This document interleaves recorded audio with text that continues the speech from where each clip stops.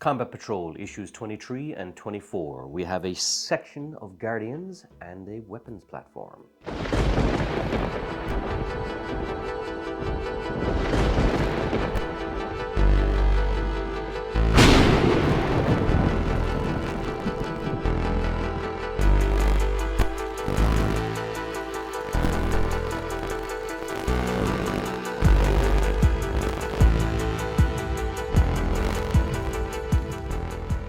Hello and welcome to The Lucky Roll, an eclectic channel for eclectic games, and today we're going to be doing issues 23 and 24 of Hachette Collection's Combat Patrol. Now this issue comes with 10 Guardian Defenders, and it comes in two parts and a weapons platform. Now issue 23 is straightforward enough, comes with the first of the sprues, but also it gives you the how to build guide. And what's interesting here is, okay, it tells you how to kind of build the basic ones, but it also gives you plenty of parts. So if this is your second or third section of Aeldari that you want to build, you do have options. It does show you only how to build one of them in this case though. It also gives you a little bit of guide on the weapons of the Asuryani, which are the Aeldari or the Aeldari. You have here, of course, different aspects. So you've got the shuriken, catapults and pistols, which is what I've made most of my lads with, which are basically just rifles that fire tiny little microscopic thin discs that rip through bone, flesh and armouries. They're a very high rate of fire. You've got D cannons, which basically just open a small portal and send you to the warp. You have the star cannon, which is like a plasma cannon. You have a bright lance, which is like a big laser. You have ghost glaives, which are kind of part of the wraiths. You have scorpion's claws, which are kind of melee specialists. The scorpion X-arcs would kind of use those. And you have standard plasma grenades. Now, it also tells you a little bit about the path of the Asuryani. So every Aeldari kind of walks different paths. This would be 3 of them. So you would have, of course, the path of the outcast, which would be kind of like, say, rangers. These would be Aeldari who would operate outside of their craft world or would operate alone. Sometimes you see them in the company of rogue traders. Indeed, the Owlcat game Rogue Trader has an Aeldari called Irale who walks the path of the outcast. So they're pretty cool characters, and this is just one of the paths for them. You have the path of the warrior, which of course is where the Guardian lads would be, and you have the path of the seer, which would be kind of the leaders of society, which would be kind of psychically gifted, but are also trying to predict the future and ensure that they take the right path towards it. You have some little bit of lore here, such as the Great Rift. So the Great Rift essentially is the Caladix Maledictum. In the latest edition of 40k, there was a big split in the universe, and it split the Imperium into two. You've got Imperium Nihilus and Imperium Sanctus, and the Great Rift or the Caladix Maledictum is in between the two, keeping them together, keeping them apart. The Orcs actually call it the Gork's Grin, and the Eldar call it the Daedian. But essentially, it's great for kind of storytelling, but it's where all the aspects and the horrors of the warp are pouring out of it and keeping two halves of the universe apart. You've got the Nachband Gauntlet, which is the only way, or one of the few ways, that they can kind of connect the north and south parts of the Imperium. And of course, that's just the status of the actual empire itself, which is divided. Now, you have here a series of Aeldari unit names, so it allows you to kind of name your lads that you have here. So a few different aspects. So you got the leader's name and you got the unit epitaph. And you also have the Oath of Moment, which is kind of a combat patrol gimmick and aspect, and that is what you got in issue 23. Now in issue 24 you have the other part of this, which is the paint guide, and it shows you how to use Mephiston Red. It also gives you some little lore on the fall of the Aeldari. So essentially, just to give it a quick synopsis, the Aeldari are a deeply passionate race, and basically the galaxy was their oyster. They had the run of the place and just had time for leisure and pleasure, but got increasingly hedonistic to the point that they became so depraved in their pursuit of pleasure that they gave birth to a chaos god called Slaanesh, which wiped out billions upon billions of Aeldari in a moment of absolute consumption, frightened the rest of them, so that in order to stop themselves and their souls being eaten by Slaanesh, they have kind of become kind of monkish and moralistic, and they're trying to do their best to A, stay alive, B, not let any of their fallen be eaten by Slaanesh, and C, to ensure that they never do anything like it again. But the Eldar, of course, are very, very passionate, which would be kind of like a racial link or racial failure of theirs, so it's difficult for them to do it. Of course, you have here Slanesh, which would be kind of like the chaos god of lust and power and want. You have here the Webway. Now, the Webway is how they would travel. The Imperium would use the warp to travel. The Eldar would use the Webway. Now, it wasn't until I actually read this magazine that I realized that they didn't actually create the Webway.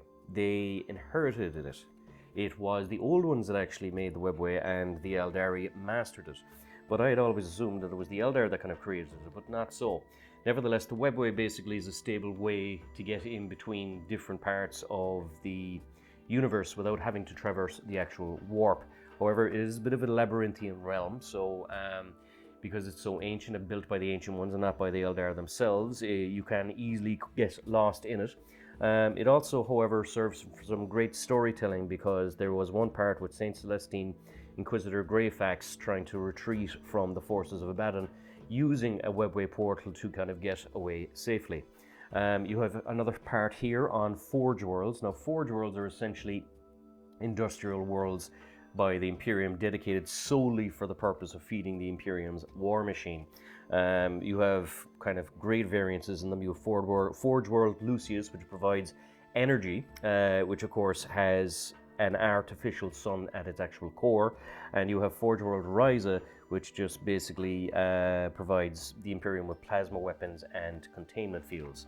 You also have here part 6 of the Bonds of Honor story, and you have here some of the actual stats for the Aeldari defenders, which of course kind of gives you the idea. Shuriken, catapult, star cannon, close combat weapon, and you have scenario 18, which is escape to victory using the actual Aeldari and Tree of the Lictors. So these are the actual minis themselves, and I have to say I enjoyed making them. This is the first time I had made Aeldari, and as you can see, after this guy decided to put helmets on the rest of them. But yeah, they're interesting little minis to put together. They're very fiddly, and they're very kind of graceful, if you know what I mean. So they're an interesting kind of mini to put together. But yeah, as you can see, I kind of opted for the helmet because firstly, it makes a nice big kind of striking kind of contrast between the armor, but the Aeldari kind of looked a bit too human, and yeah, as you can see, I tried to put these eyes in there and it just wasn't working. So I said I'd keep that mistake for just to show it off, and hopefully you can do better kind of Aeldari faces than I can. But nevertheless, the rest of the armor I was quite happy with. They're fairly dramatic poses. I mean, you have here one guy throwing a grenade with his shuriken catapult. You have another here charging forward with the actual Wraithglaive. And what's interesting is you can kind of see that there's little soul stones dotted around the armor that basically, I presume, keeps their souls safe if they actually die. Now, again, they were tiny and finicky, but still kind of cool to paint and kind of fun to paint. I hadn't done anything like this before, so yeah, just interesting little models. And you do get, of course, different options to build them with, so I just went straight for the shuriken cannons for the majority of them. But as you can see here, I had to use a bit of glue, as you can kind of see in little flashy bits there, just to kind of keep the whole thing together. The helmet style, I just decided to kind of give them little black tears. I don't know why, it was just a moment of why not. But again, they're pretty cool, nice posing, and yeah, they stand out. I mean, I just went with the color that was on the actual magazine, but I like the way these stand out on the tabletop. You know, they're just cool little minis. They're roughly the size of Imperial Guard. They're not as thick as the Space Marines, but there's a kind of a nice little variety to them.